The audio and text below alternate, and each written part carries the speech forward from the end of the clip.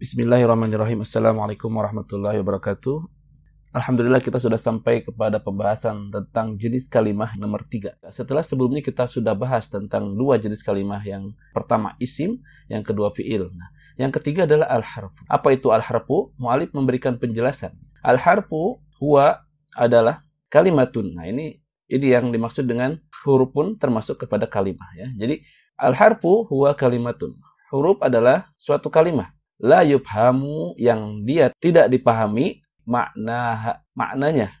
Jadi huruf memiliki suatu makna, akan tetapi maknanya tidak dipahami. Illa, kecuali ma'a ghairiha, disertai dengan kalimat yang lain ya. Apabila huruf ingin diketahui maknanya dengan lebih lengkap atau dengan lebih jelas, maka dia harus disertai kalimat yang lainnya. Kalimat yang lainnya yang antara dua. Kalau tidak fi'il, isim ya. Contoh yang menjadi bagian dari huruf diantaranya adalah min, dari. Ya, ini termasuk huruf jar. Fi, di dalam. Summa. Kemudian fa, maka. Idza, apabila. Au, atau. Hatta, hingga. Nah, ini semuanya tidak bisa dipahami. Ketika muncul misalkan min, dari. Kita tidak paham dari yang dimaksud dari apa, dari mana, jika tidak ada kalimat tambahannya. Maka ketika muncul kalimat isim misalnya, minan nasi, seperti kemarin yang dibahas di pelajaran sebelumnya, maka maknanya jadi lebih lengkap dan lebih jelas. Minan nasi, dari manusia.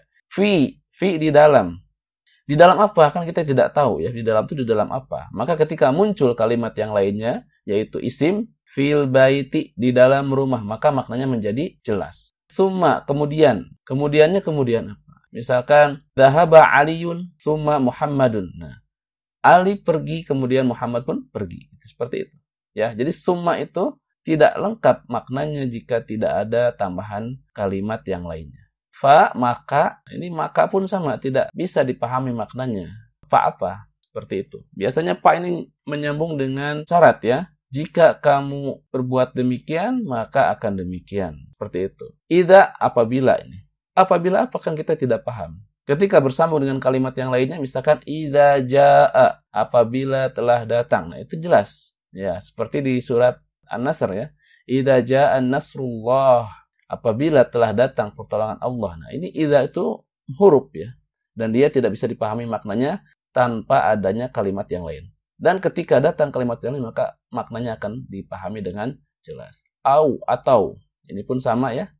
Atau apa, kita harus tahu. Ada kalimat tambahan berikutnya. Hatta. Ini artinya hingga. Hingga pun tidak paham. Hingga apa misalnya. Ada di dalam suatu nas. Hatta ya'tiyakal yakin. Hingga datang kepadamu al-yakin. Itu baru jelas. Hatta ya'tiya. Hingga datang. Nah. Kalau hatta saja tidak jelas, tapi ketika muncul kalimat yang lainnya yaitu kalimat fi'il di situ ya'tiya, maka dia menjadi jelas ya. Itulah huruf. Huruf adalah suatu kalimat yang dia tidak dipahami maknanya kecuali disertai dengan kalimat lainnya. Sampai sini paham ya? Dan di antara contoh-contohnya adalah min, fi, summa, fa, idza, au, hatta dan banyak lainnya.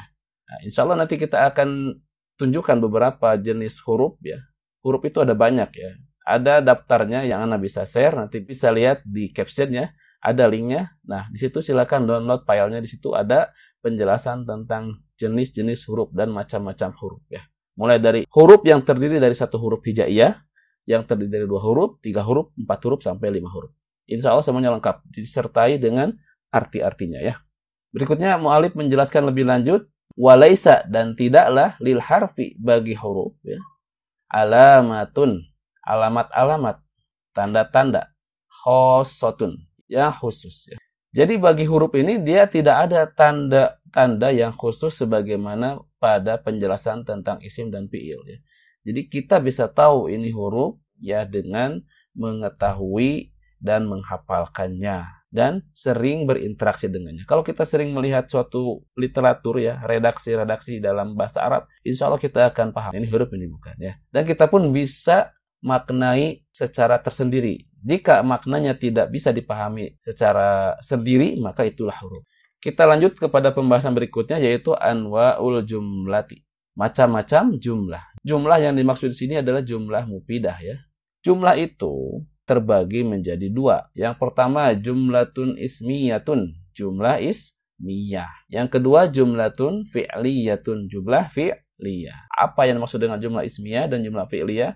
Berikut keterangannya. Jumlah ismiyah adalah makanat masbuqatan bi ismin. Apa yang didahului. Nah, ini masbuqatan itu didahului ya. Didahului bi ismin dengan atau oleh isim. Jadi ketika ada jumlah yang dia didahului dengan isim, maka itu adalah jumlah ismiyah. Contohnya Ahmadu. Nah, Ahmadu ini isim. Dan dia adalah pendahuluan dari jumlah. Maka Ahmadu dan Maridun ini adalah jumlah ismiyah. Jumlah yang didahului dengan isim. Contoh berikutnya Al-waladu. Al-waladu ini isim. Yaqra'u ini fi'il. Al-Qur'ana ini isim. Al-waladu yaqra'ul Qur'ana. Walaupun di sini ada fi'il, ya, yaqra'u ini fi'il, tetapi ketika jumlahnya didahului oleh isim, maka tetap dia menjadi jumlah ismiyah. Kita artikan, Ahmadu maridun. Ahmad adalah seorang yang sakit. Al-waladu yaqra'ul Qur'ana. Seorang anak sedang membaca Al-Quran. Ya. Inilah jumlah ismiyah, yaitu apa yang didahului oleh isim. Didahului dengan isim. Berikutnya jumlatun fi'liyatun. Ini adalah jumlah fi'liyah. Apa maknanya atau apa maksudnya? Di sini diterangkan makanat masbuqatan, sama ya, definisinya sama. Apa yang didahului. Hanya bedanya di sini bi fi'lin, oleh atau dengan fi'il ya. Jadi jumlah fi'liyah apa yang didahului oleh fi'il. Kebalikan dari jumlah ismiyah. Jadi ketika suatu jumlah didahului oleh fi'il, maka dia jumlah fi'liyah. Contohnya di sini ada maridho aliyun ya. Maridho ini fi'il, aliyun ini isim. Walaupun ini isim, aliyun ini isim, akan tetapi yang mendahului jumlah tersebut adalah fi'il, maka dia menjadi jumlah fi'liyah. Contoh berikutnya adalah yaqra'ul waladul Qur'ana. Yaqra'u ini fi'il, al-waladu ini isim, ini isim.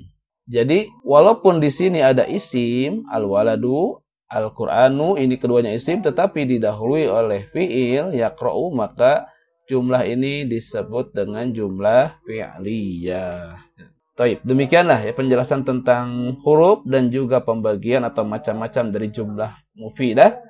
Silakan dipahami dengan baik. Apabila ada yang belum dipahami atau dimengerti, silakan ditanyakan dan diketikkan di kolom komentar. Insya Allah nanti Ana akan terangkan lebih lanjut tentang pertanyaan antum tersebut. Semoga bermanfaat. Sampai jumpa di video berikutnya. Wabillahi taufiq wal hidayah. Wassalamualaikum warahmatullahi wabarakatuh.